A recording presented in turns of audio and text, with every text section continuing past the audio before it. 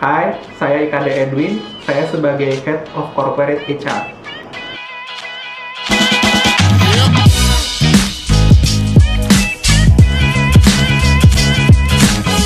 Saya bergabung di Haton Wines sejak 1 Agustus 2018, jadi saya masih tergolong baru. Aktivitas sehari-hari saya sebagai Head of Corporate HR adalah mengelola sumber daya manusia yang ada di Haton Wines dan juga hal-hal yang berkaitan dengan urusan-urusan umum. Yang paling saya kagumi dari Haton Wines adalah nilai-nilai perusahaannya. Salah satu nilai yang sangat saya kagumi, menghargai satu sama lain dan lingkungan. Dan dari nilai itu, banyak program CSR yang dilakukan oleh Haton Wines. Salah satunya adalah pemberian program beasiswa dan juga kesehatan bagi masyarakat umum. Happy 25th anniversary for Haton Wines. Mudah-mudahan kedepannya selalu jaya dan kita semua semakin berkembang.